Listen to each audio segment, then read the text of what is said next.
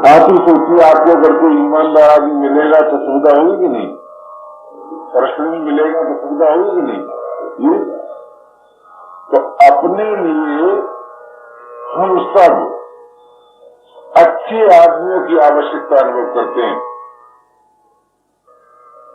एक सज्जन के यहाँ एक आदमी की नौकरी की बात की तो वो ये चाहते थे कि हमसे तो झूठ न बोले पर हमारे कार्य सिद्धि के लिए दूसरों से झूठ बोले। मेरा भाव समझ आया नहीं? तो ये जो लोग सोचते हैं, मालूम होता है कि हम बड़ा उपकार चाहते हैं, सबका हित चाहते हैं, वो सबका हित नहीं चाहते हैं। क्योंकि सब अच्छे हो जाएंगे तो अपने जीवन में सुविधाएं बहुत हो जाएंगी। जैसे किसी पुरुष से पूछा जाए कि भाई सब स्त्रियां पत्नी व्रत हो जाए तो पतियों को बड़ी सुविधा हो जाएगा।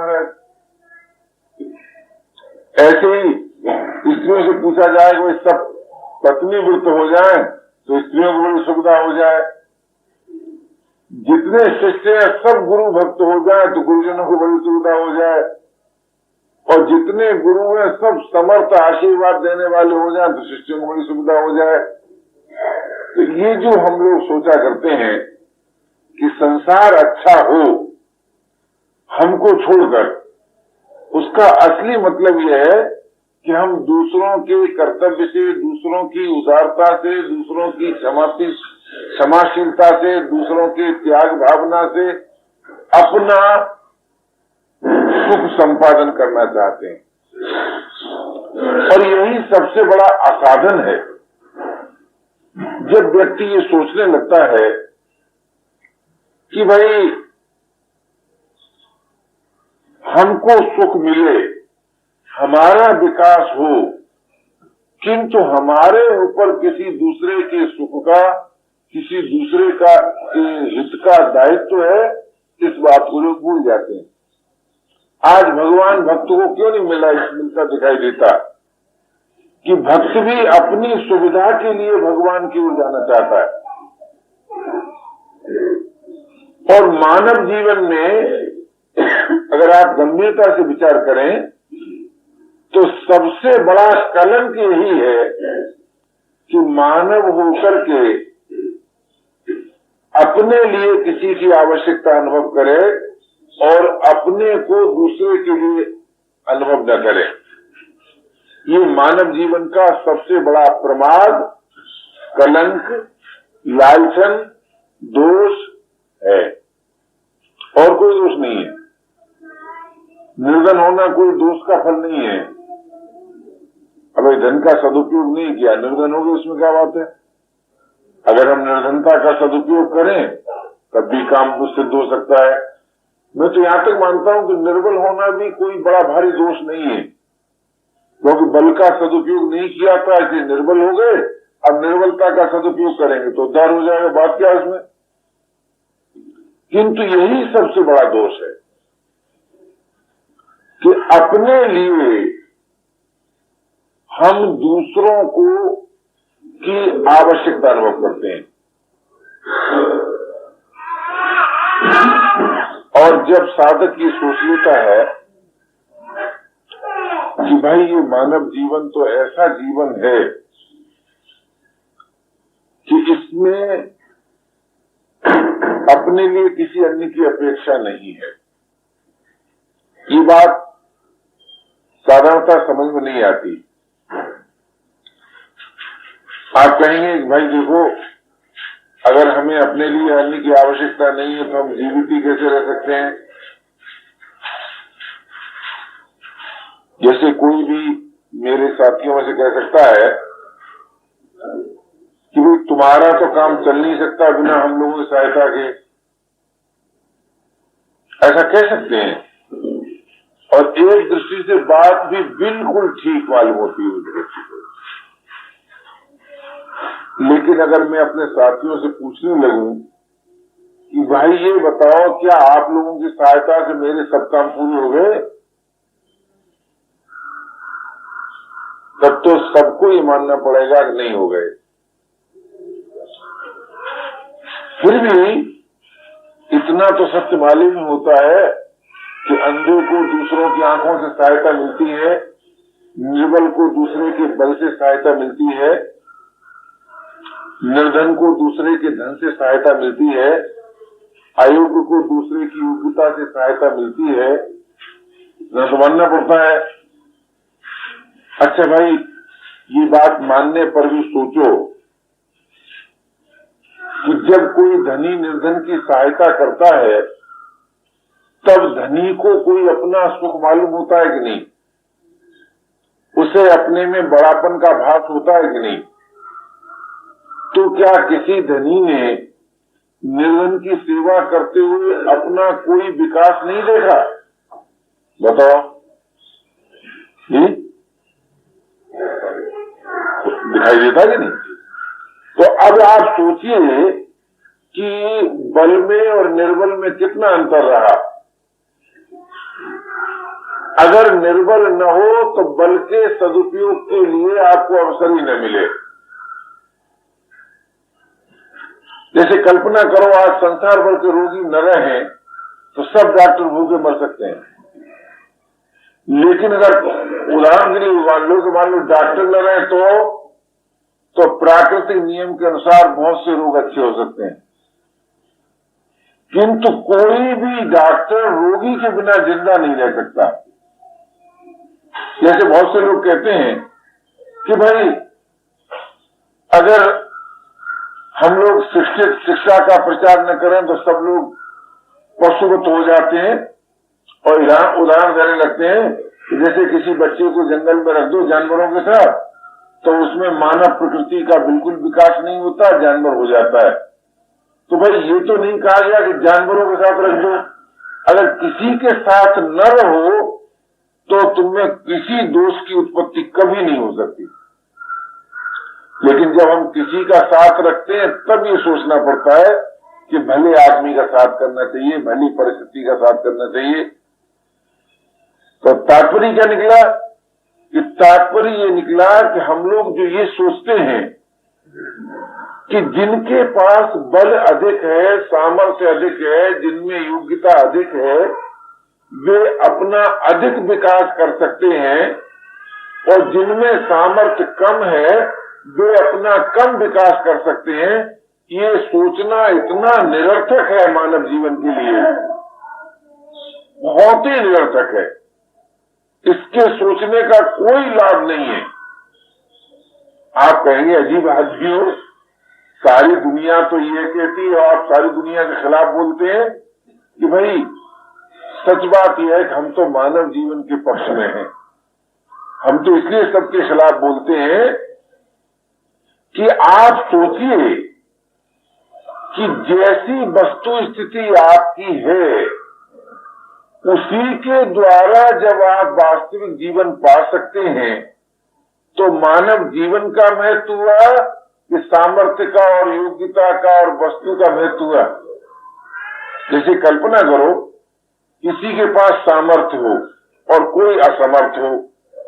एक असमर्थ प्राणी निर्भर होकर, प्रभु के निर्भर होकर सिद्धि पा सकता है, और एक सामर्थ्यवान सामर्थ्य का दुरुपयोग करके सिद्धि पा सकता है क्या? जी नहीं पा सकता। तो सामर्थ्यवान के लिए और असमर्थ के लिए जब साधन का प्रश्न आता है तब दोनों समान हो जाते हैं। अंतर कहां पड़ता है? जब भोग का प्रश्न आता है। जब भोग का प्रश्न आता है तब सामर्थ्यवान में और असमर्थ में भेद मालूम होता है। जब वस्तुओं में ही जीवन है, ये प्रश्न जब सामने आता है तब भाई जिसके पास वस्तु है उसमें और जिसके पास वस्तु नहीं है उसमें अंतर मालूम होता है। किंतु वस्तुओं में जो जीवन है वो अविनाशी जीवन नहीं है, ये मानना पड़ेगा। क्यों? कोई वस्तु अविनाशी नहीं है, अतः वस्तुओं के आधार पर जो जीवन होगा वो अविनाशी नहीं होगा। और जब तक हम सबको अविनाशी जीवन न मिले तब तक भाई संतोष तो हो नहीं सकता। इसलिए ये जो हम लोग सोचा करते हैं कि आज हमें एक परिस्थिति विशेष प्राप्त है, इसलिए हम कोई विशेष व्यक्ति है, भाई लेकिन कोई नाराज तो होना मत। सत्संग का अर्थ है विचार करना। मैं कोई आक्षेप नहीं करता हूं, केवल विचार करने के लिए निवेदन कर रहा हूं कि भाई विशेष सामर्थ्य होने से जो हम लोग अपने को विशेष व्यक्ति मान लेते हैं और असमर्थ होने से हम अपने को दीनहीन मान लेते हैं, इन्फीरियरिटी और सुपरियरिटी, ये जो जीवन में आ जाती है, ये मानव जीवन के महत्व को न जानने से आती है। हीनत्व का भाव और मिथ्या अभिमान कि हम बहुत से लोगों की अपेक्षा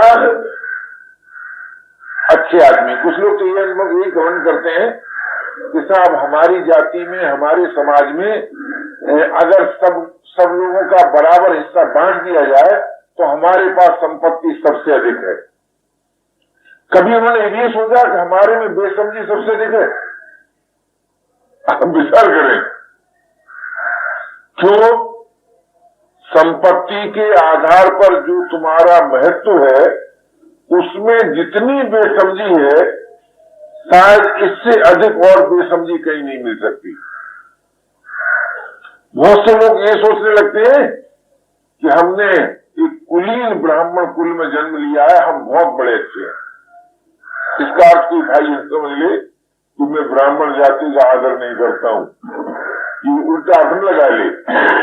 लेकिन हम आपसे पूछते हैं, कुलीन ब्राह्मण घर में जन्म लेने से आप अच्छे हैं, इसका मतलब क्या हुआ कि देह के अभिमान के आधार पर जो अच्छाई है वो क्या वास्तव में अच्छाई है? और कोई सोचे कि हाय हाय हमने तो बड़ी ही पतित जाति में जन्म लिया है, हम तो बड़े ही अभागी हैं। तो मैं आपसे पूछता हूं कि अगर वो देह के अभिमान से रहित हो जाए तो वो अभागा है? कुलीन कुल में जन्म लेने वाला देहाभिमानी और भाई पतित जाति में जन्म लेने वाला देहाभिमानी से रहित सिद्धि किसको मिलेगी? बताइए। मिलेगी। तात्पर्य क्या निकला कि भाई परिस्थिति से मानव जीवन का महत्व मत आंको मानवता के नाते पर। तो मानवता क्या है कि भाई मानवता का असली अर्थ यह है, पहला कि ये जो अभी आप भाई ने कहा कि क्या बताएं साधन में दृढ़ता नहीं आती, तो क्यों नहीं आती कि साधन को वर्तमान जीवन की वस्तु नहीं मानते और कोई कारण नहीं है। अगर हमें और आपको इस बात में आस्था हो जाए कि जो जीवन का लक्ष्य है उसका संबंध वर्तमान जीवन से है, या जो साधन है उसका जीवन वर्तमान से है, तो साधन में पूरी शक्ति लग सकती है और हम सबको सिद्धि मिल सकती है। जैसे 8 घंटे के बाद या पौन घंटे के बाद जलपान करना है, इसमें जितनी आस्था है उतनी आस्था यदि साधन में हो जाए तो सिद्धि मिल सकती है। जैसे निद्रा लेना बहुत ही आवश्यक है, इसके बिना किसी प्रकार रह नहीं सकते, इतनी आस्था यदि साधन के संबंध में हो जाए तो सिद्धि हो सकती है। तो साधन को क्या समझ लिया है? बहुत से लोग तो ये समझते हैं कि जब जवानी खत्म हो जाएगी, बुढ़ापा आ जाएगा और मरने के दिन समीप होंगे, तब अंत मता सुगता वाली सिद्धांत मान करके भगवान को प्राप्त कर लिया जाएगा। अभी जवानी जो है ये तो भोगों के लिए दे दो, जवानी भोगों के लिए दे दो और बुढ़ापे में सत्य की खोज कर ली जाएगी। या जब तक शरीर स्वस्थ है बोले तब तक तो भाई भोगों का संपादन करो, और जब देखा जाएगा कि शरीर अब काम नहीं देता है तब अपने आप संयम को अपना लिया जाएगा। इससे भाई काम चलने वाला नहीं है। सत्य की खोज में जिसके पास जो है उसे वो देना ही पड़ेगा। जवान को जवानी देनी पड़ेगी, बुढ़े को बुढ़ापा देना पड़ेगा, सामर्थ्यवान को सामर्थ्य देनी पड़ेगी, असमर्थ को असमर्थता देनी पड़ेगी, योग्यता जिसमें उसको योग्यता देनी पड़ेगी। तो जो जिसके पास है वो सब देना पड़ेगा, बस बेड़ा पार हो जाएगा। इतनी सी बात है भाई। अब ये बात आप अभी माने अथवा कभी माने, मानना पड़ेगा। तो मानव जीवन का सबसे बड़ा प्रमाद हो गया है कि हम सिद्धि को वर्तमान जीवन की वस्तु नहीं मानते और बड़ी समझदारी से बड़े प्रमाणों के साथ ये सिद्ध कर देते हैं कि नहीं नहीं भाई, ये तो अनेक जन्मों की बात है। और आपको क्या मालूम है कि अनेक जन्म हो चुके हैं, अंतिम ही जन्म हो तो कोई सबूता होगा क्या? तो भाई मैं तो ऐसा मानता हूं कि मानव जीवन अंतिम जन्म है, ऐसा मैं मान के चलता हूं। और परिस्थिति से मानव के महत्ता में कोई अंतर नहीं पड़ता। ये दो बातें अगर आज समझ में आ जाएं तो जीवन में जितनी गिरावट है, जितनी उथल पुथल है, सब शांत हो जाए कि भाई मानव होने में हम सब समान हैं, हम सब स्वाधीन हैं।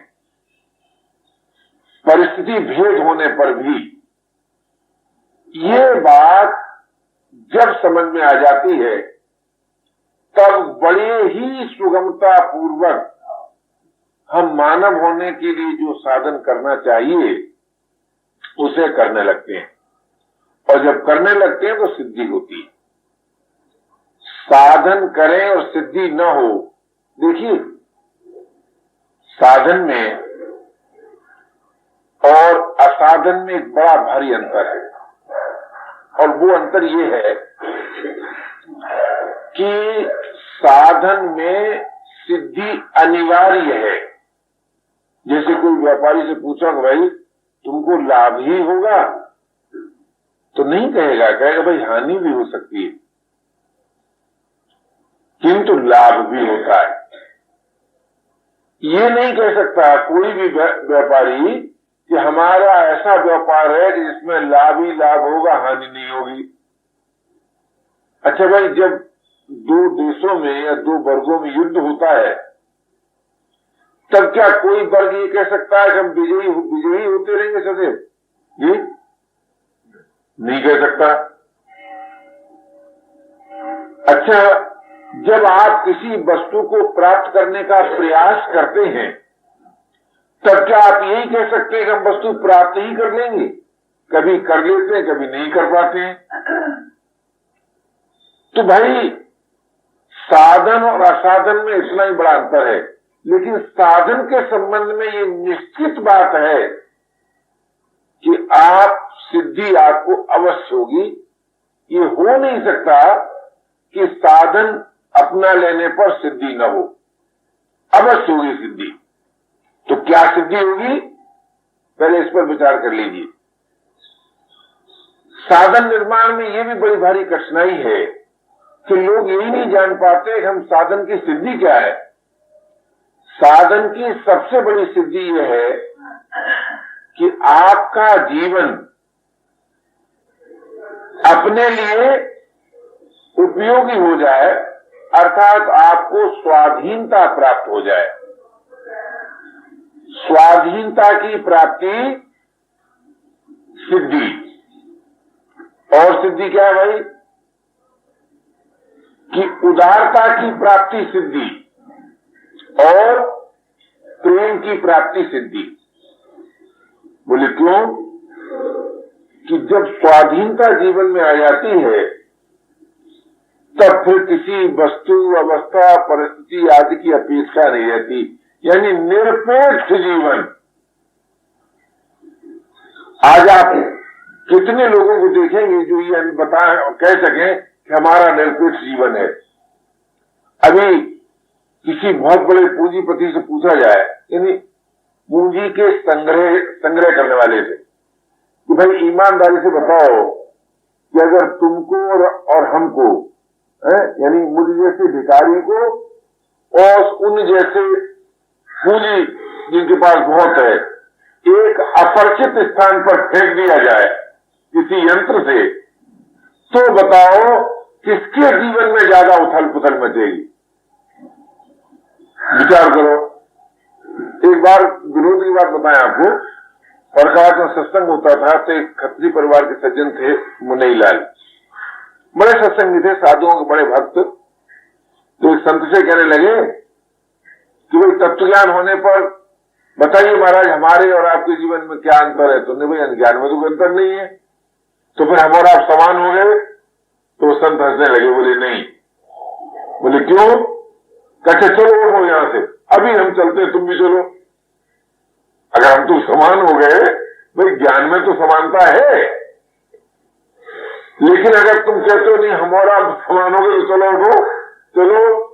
बोले महाराज हम कैसे चल सकते हैं? बोले तो विषमता आ गई कि नहीं? तो निरपेक्ष जीवन जो है ये मानव मात्र को सबसे पहले प्राप्त करना चाहिए। ये निरपेक्ष किसी परिस्थिति बदलने से नहीं होता है, ये निरपेक्ष जीवन प्राप्त होता है स्वाधीनता की अभिव्यक्ति होने पर। और स्वाधीनता की अभिव्यक्ति कब होती है भाई? स्वाधीनता किसे प्राप्त होती है? आप विचार करो, पराधीनता किस रूप में आती है? दो रूप में आती है। अगर आपको कुछ देना है तो पराधीन मानेंगे कि स्वाधीन? जी, जब किसी को आपको कोई चीज देना है किसी को, तो उस समय आप स्वाधीनता का अनुभव करते हैं कि पराधीनता का? देना है, देना बाकी देना है तो लेना नहीं चाहिए कोई। ये अच्छा, और लेना है तो भी पराधीनता। अच्छा, जो देना है उसको राजी से दे दें और जो लेना है उसे छोड़ दें तो आप स्वाधीन हो जाएंगे कि नहीं? यानी अगर देना बाकी है हमको तब स्वाधीन नहीं हो सकते, लेना बाकी है तब स्वाधीन नहीं हो सकते। तो देना लेने की होती है चाह, मिलता नहीं है, मिलता तो देने वाले से। जैसे अगर हम चाहें कि आप हमको आदर दीजिए तो हम हमारे अधीन है आदर आपसे लेना, ये आदर की चाह न रख सकते हैं। तो भाई जो लेना है वो तो होता है कामना के रूप में, और जो देना है वो होता है प्राप्ति के रूप में। आप विचार करें, बहुत गंभीरता से विचार करें कि आज हम लोग न जाने कैसे सोचने लगे कि साधन बड़ा कठिन है, बड़ा कठिन है। अरे भाई, जो चीज आपके पास नहीं है उसके देने का आप पर दायित्व है जी। तो जो देना है वो तो संग्रह के रूप में मौजूद है भाई, और जो लेना है वो कामना के रूप में है। तो अगर आज हम ये सोच लें कि भाई हमारा जो लेना था वो सब छोड़ दिया, और कैसे छोड़ दिया कि अगर देने वाला नहीं देगा तो हमें कोई ऐतराज नहीं होगा जी, और अगर देने वाला देगा तो लेने वाले की प्रसन्नता के लिए स्वीकार करेंगे। किंतु लेना हमारा जीवन नहीं है, लेने के लिए हमारा जीवन नहीं है और लेने में हमारा जीवन नहीं है। ये तो ज्ञान से नहीं सिद्ध होगा भाई, लेने में जीवन नहीं है, ये ज्ञान सिद्ध बात है। तो भाई जो लेना है उसकी तो कामना छोड़ दी, मिल जाए तो बहुत अच्छा और न मिल जाए तो उससे ज्यादा अच्छा। और जो देना है जो संग्रह के रूप में है उसको उदारता पूर्वक दे दिया कि भाई ये तो आप ही का है, आप ही की धरोहर थी, हमारा इसमें कुछ था नहीं। अब इस बात को स्वीकार करने पर बताइए निरपेक्ष जीवन प्राप्त हो जाएगा कि नहीं जी? अब ये निरपेक्ष जीवन यानी वो जीवन कि जिस जीवन के लिए किसी की अपेक्षा नहीं है।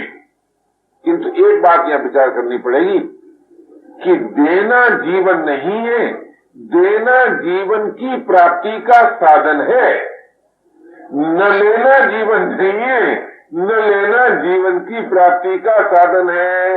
हमसे दूसरी असावधानी क्या होती है कि जो देना है ना, यानी वो है साधन, अब मानने लगे उसी को साध, यही साध, उसी का मजा लेने लगे, देने ही का भोग करने लगे और न लेने ही का भोग करने लगे।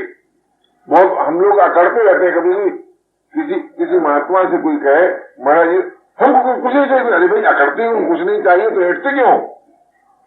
और कोई देने बड़ा गौरव करते हैं, वो हमारे समान सेवक कौन होगा, हमारे समान उदार कौन होगा। तो मेरे कहने का तात्पर्य है कि देने पर भी देना जीवन नहीं है। बहुत गंभीरता से विचार कीजिए। और न लेने पर भी न लेना जीवन नहीं है। तो न लेने से, देने से जो मिलता है अपने आप या जो शेष रहता है उसका नाम है जीवन। अब एक और प्रश्न इसमें पैदा होता है, बहुत गंभीरता से विचार करें कि लेना और देने का उद्गम क्या है। उसी का नाम है अहम रूपी अणु। और वो अहम रूपी अणु कैसा विचित्र है महाराज।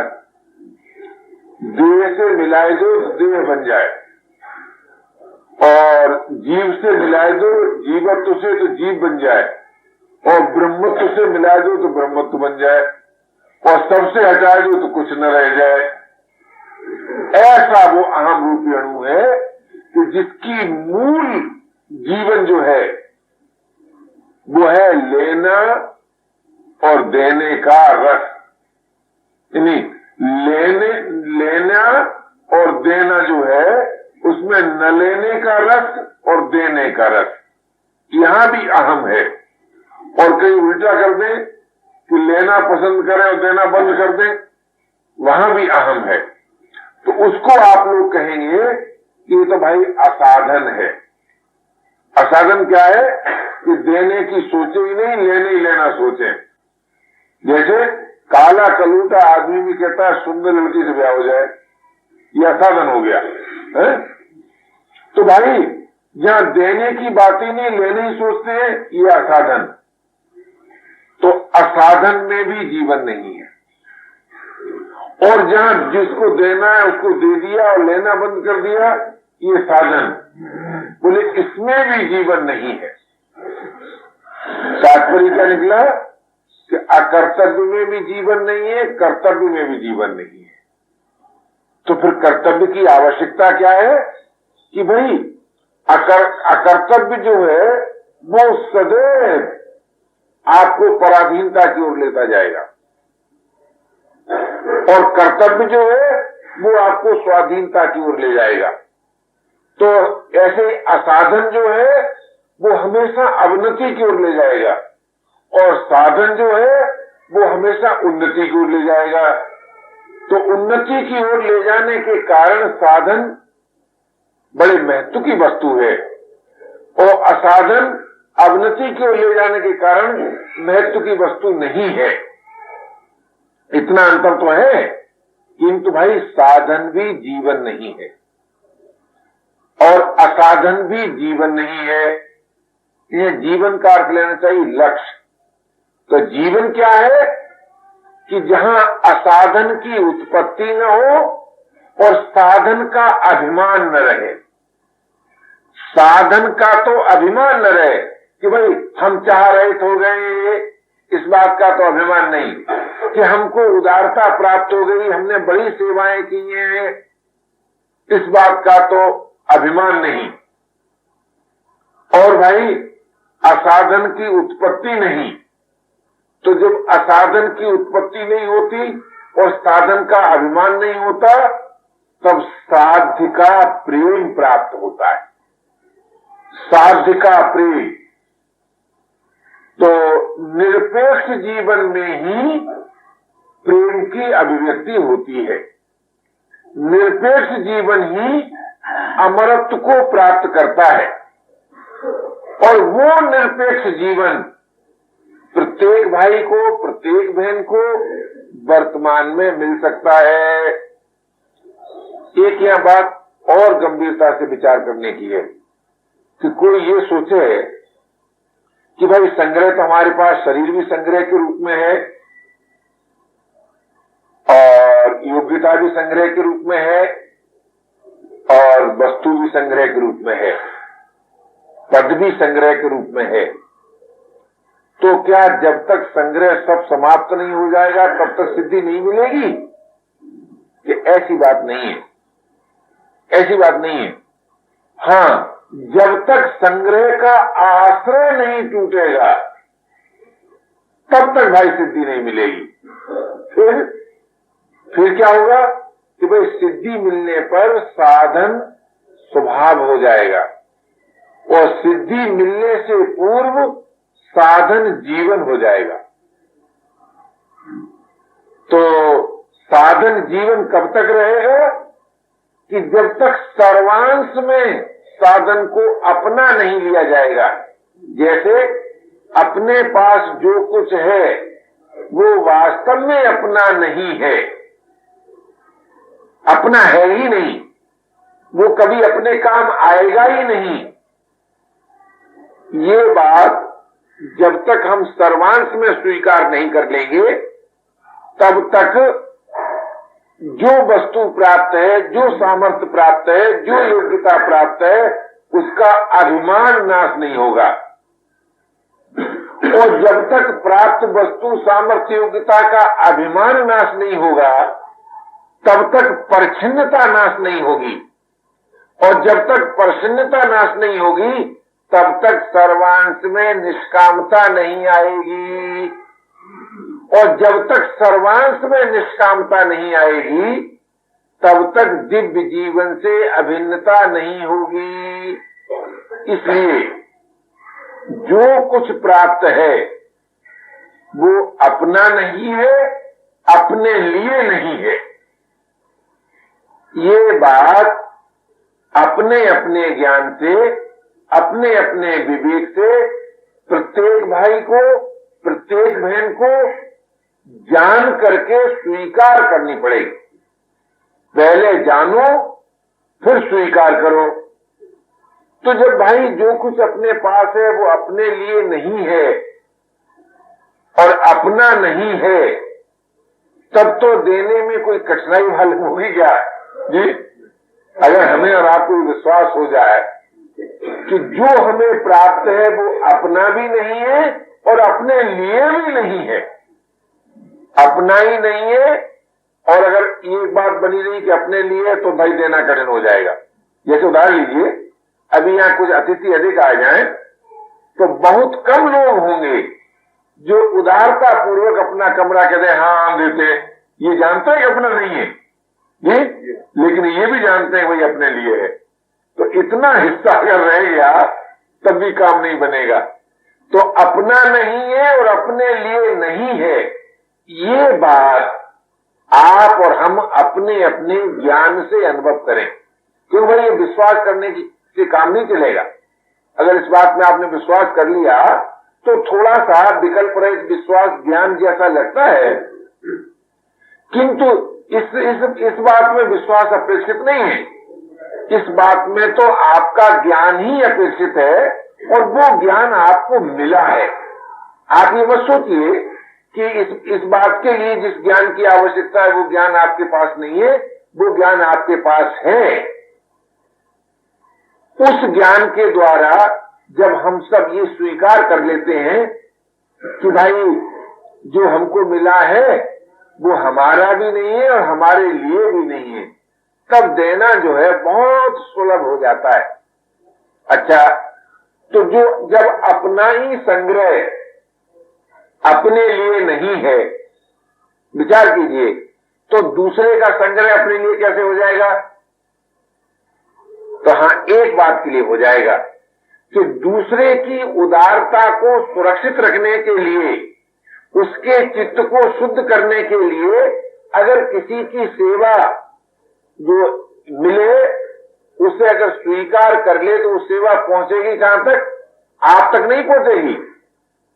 वो जो संग्रह किया हुआ शरीर आपके पास है प्राण के रूप में, मन के रूप में, बुद्धि के रूप में, इंद्रियों के रूप में, अन्नमय कोष के रूप में, प्राणमय कोष के रूप में, मनोमय कोष के रूप में, विज्ञानमय और आनंदमय कोष के रूप में जो आपके पास संग्रह है, कुछ टिकाऊ जो संग्रह है?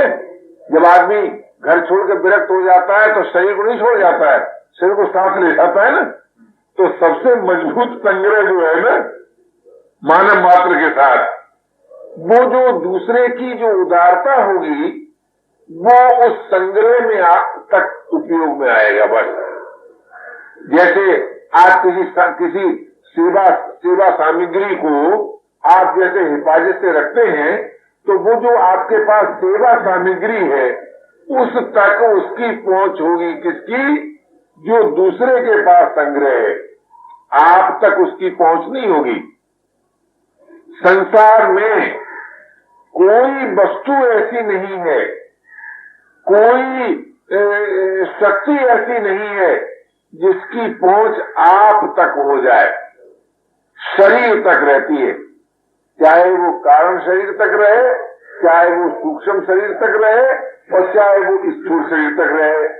तो संसार से जो कुछ मिलेगा वो शरीर तक आएगा, और शरीर जो है वो संसार की सेवा सामग्री है। तो तात्पर्य क्या हुआ? जैसे गंगा जल से गंगा की पूजा है, गंगा जल से कोई गंगा की पूजा कर दे तो बताइए पूजा करने में कुछ खर्च हुआ? जी, कोई खर्च नहीं हुआ। ऐसे ही भाई संसार की वस्तु से ही संसार की सेवा, संसार की वस्तु से ही संसार की सेवा। इससे क्या हुआ कि आपको निरपेक्ष जीवन, ऐसा जीवन कि जिसके लिए किसी की अपेक्षा नहीं, श्रम रहित, चिर विश्राम से पूर्ण, श्रम रहित चिर विश्राम से पूर्ण जो जीवन है वो जीवन आपको प्राप्त हो जाएगा। और वो जीवन कब प्राप्त हो जाएगा? कि जब आप अपने ज्ञान का आदर करेंगे, अभ्यास करेंगे तब नहीं। यहां बड़ा मतभेद है लोगों के साथ। एक बार हमारे एक मित्र हैं, फिलॉसफी के बड़े ऊंचे विद्वान हैं। कहते तो वो ये है कि 30 वर्ष मैंने फिलॉसफी पढ़ाई और 5 वर्ष पढ़ी, और हमारा उनका एक दफा चर्चा चली इसी पर, अभ्यास और अनभ्यास। तो भाई विद्वान थे, मुझको 20 वर्ष पढ़ा सकते थे, पर अंत में उन्होंने स्वीकार कर लिया और अपने व्याख्यान में ये बात अपने विद्यार्थियों के सामने कॉलेज में कह दिया कि मैं ये कह सकता हूं कि मैंने 5 वर्ष फिलॉसफी पढ़ी थी और 30 वर्ष पढ़ाई, पर ये बेपढ़ा आदमी जो है ये फिलॉसफर है, ये उन्होंने बताया। तो भाई दर्शन जिसको कहते हैं ना, चाहे कोई सा दर्शन, दर्शन अपने यहां तो 6 प्रसिद्ध है ना, वो 6 दर्शन एक ही दर्शन के 6 भाग हैं। 3 उसमें पूर्व पक्ष है, 3 उत्तर पक्ष है। ये मेरा अपना विचार है, मैंने पढ़े नहीं है दर्शन। क्यों दर्शन कहते हैं ज्ञान को, और ज्ञान किसी अभ्यास का फल नहीं है, किसी अभ्यास से ज्ञान प्राप्त नहीं होता। आप कहेंगे ये बड़े बड़े वैज्ञानिक आविष्कार होते हैं, तो क्या ये, देखिए मैं आपसे सच कहता हूं, ये साइंस का नाम जिन लोगों ने विज्ञान रख दिया, ये हिंदी भाषा की दृष्टि से तो बहुत गलत नाम है। साइंस का नाम रखना चाहिए था जो वस्तु है उसके उपयोग वाला ज्ञान। वो विशेष ज्ञान नहीं है, अल्प ज्ञान है। साइंस जिसका उपयोग है उसके स्वरूप को नहीं जानती। तो दर्शन क्या है कि साइंस की जो प्रयोगशाला है, यानी साइंस जिन चीजों का उपयोग करती है उन चीजों के मूल तत्व को दर्शन जानता है। तो भाई ये दर्शन से सिद्ध होती है ये बात। कौन सी बात? कौन सी बात? कि हम सबको अभी अभी निरपेक्ष, स्वाधीन जिनमें जीवन मिल सकता है। क्यों है? इसलिए मिल सकता है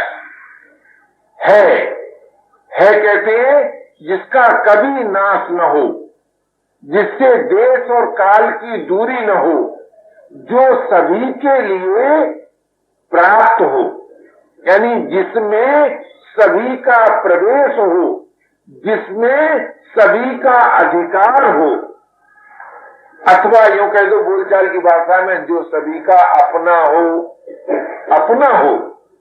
तो जो निरपेक्ष जीवन है वो मानव का अपना जीवन है भाई, वो अपना जीवन है। तो जब मानव अपने जीवन में अपने को पाता है तब उसे वो काम रहित हो जाता है और सेवा युक्त हो जाता है। सेवा युक्त होने से समाज को उसकी आवश्यकता अनुभव होती है और काम रहित होने से उसे किसी की आवश्यकता अनुभव नहीं होती। ये यहां तक दर्शन है, ये दर्शन का फल है। तो जब उसे किसी की आवश्यकता अनुभव नहीं होती, उसको उसकी समाज को आवश्यकता अनुभव होती है। किस अर्थ में? ये जरा विचारणीय बात है। समाज को उसकी आवश्यकता किस अर्थ में होती है? केवल इस अर्थ में होती है कि निरपेक्ष जीवन प्राप्त होने पर दो अभिव्यक्तियां होती हैं जीवन में, एक उदारता के रूप में और एक प्रियता के रूप में। ये जो जीवन है ना, ये जो आपका निरपेक्ष जीवन है, उस जीवन में एक दो विभूतियां हैं बड़ी विचित्र, एक उदारता है और एक प्रेम है। तो प्रेम रूप जो विभूति है वो तो उसके काम आती है जिसके किसी एक अंश में समस्त सृष्टि है, अर्थात जो अनुत्पन्न हुआ है, अर्थात जो अनुत्पन्न हुआ है। और उदारता रूप जो विभूति है वो उसके काम आती है कि जो उत्पन्न हुआ है। अब यह एक बड़ा गहरा प्रश्न पैदा होगा कि भाई एक उत्पन्न हुआ है, एक अनुत्पन्न हुआ है और एक अपना जीवन है। ये तीन बातें कहां से आ गई कि भाई एक उत्पन्न हुआ, एक अनुत्पन्न हुआ और एक अपना जीवन और एक उदारता और एक प्रेम। चार बात मालूम हुई ना, अलग अलग, लेकिन ये चारों एक है। ये चार नहीं है। पर इसका अनुभव कैसे होगा भाई?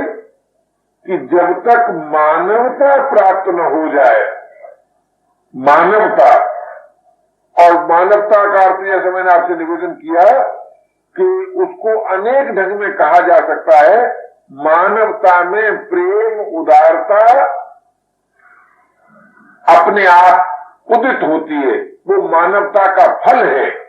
और मानवता है साधन, और वो मानवता किस रूप में है कि भाई जो हमारे पास है वो हमारे लिए नहीं है, हमारा नहीं है, और जो दूसरे के पास है उसकी हमें मांग नहीं है, उसकी पहुंच हम तक नहीं है। जो दूसरे के पास है उसकी पहुंच हम तक नहीं है। कि कहां तक है कि जो दूसरे की धरोहर है, समाज की जो धरोहर है, वहीं तक उसकी पहुंच है। ये इसका नाम यदि मानवता रख लें तो इसका फल हो जाता है स्वाधीनता, उदारता और प्रेम। ये जो ये किसका चित्र हुआ? ये मानव का चित्र हुआ। यानी इन तीनों को इकट्ठा कर दो तब पूर्ण मानवता आ गई। जहां उदारता है, जहां स्वाधीनता है, उदारता, स्वाधीनता और प्रेम, तो पहले कौन सी चीज आती है कि पहले आती है स्वाधीनता। इसका अर्थ क्या है? अचार। अचार। तो अचार जीवन होने से उदारता और प्रेम की अभिव्यक्ति होती है, और उदारता की अभिव्यक्ति होने से संसार को उसकी आवश्यकता हो जाती है, और प्रेम की अभिव्यक्ति होने से वो प्रभु के काम आ जाता है। तो आप कहेंगे कि ऐसा सुंदर जीवन किसका निर्माण किया हुआ है कि भाई वही ईश्वरवादियों का ईश्वर है, और वही तत्ववेताओं का तत्व है, और वही भौतिकवादियों का की चिर शांति है। उसमें से ये जीवन निकला है, या उसका बनाया हुआ ये जीवन है। तो ऐसा अनुपम जीवन जो प्रभु ने हम सबको प्रदान किया है, अथवा अध्यात्म दर्शन की दृष्टि से आप कहेंगे कि ऐसा अनुपम जीवन जो अपना ही है, जो हमें अपने से ही अपने को प्राप्त हुआ है।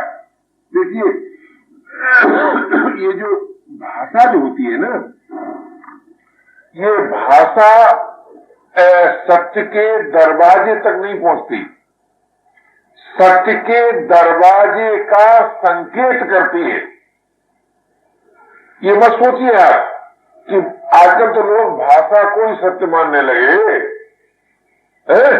भाषा को ही सत्य मानने लगे। तभी न आज हम उस भाषा के अर्थ को छोड़कर भाषा के बाह्य आकृति को, बाह्य रूप रंग को इतना अपनाने लगे कि अगर तुम हिंदी नहीं पढ़ाने दोगे तो हम सत्याग्रह कर देंगे, अगर तुम गुरुमुखी नहीं पढ़ोगे तो हम जबरदस्ती पढ़ाएंगे। अब भले आदमी से पूछो कि अगर गुरुमुखी में गाली दे दी हो और हिंदी में तुमको प्यार किया हो तो कौन सी बात अच्छी लगेगी? प्यार अच्छा लगेगा, गाली अच्छी लगेगी? तो भाषा का कोई महत्व है? सच ईमानदारी की बात यह है कि ये जो साहित्य होता है ना, ये साहित्य को सुरक्षित रखने के लिए भाषा एक क्या कहते हैं, माध्यम है। भाषा कोई तत्व नहीं है, माध्यम है। और साहित्य जो है वो जीवन की अनुभूतियों का एक माध्यम है। अगर प्रत्येक भाई प्रत्येक बहन अपनी अनुभूति का आदर करे तो उसका जीवन स्वयं साहित्य हो जाए महाराज, उसका जीवन स्वयं साहित्य हो जाए, उसका जीवन स्वयं शास्त्र हो जाए, उसका जीवन स्वयं वेद हो जाए, उसका जीवन स्वयं सत्य हो जाए, उसका जीवन स्वयं प्रभु हो जाए। इसमें कोई संदेह नहीं। क्यों? क्योंकि प्रेम की अभिव्यक्ति होने पर प्रभु से दूरी नहीं रह सकती भाई, और उदारता की अभिव्यक्ति होने पर जगत से भेद नहीं रह सकता, भिन्नता नहीं रह सकती, और भाई अचाह की प्राप्ति होने पर पराधीनता नहीं रह सकती, अभाव नहीं रह सकता। इस दृष्टि से जब हम और आप विचार करें तो ऐसा मालूम पड़ता है कि मानव जीवन कितने महत्व का जीवन है, बड़े ही महत्व का जीवन है भाई। और बड़े ही महत्व का जीवन होने से हम सब समान हैं।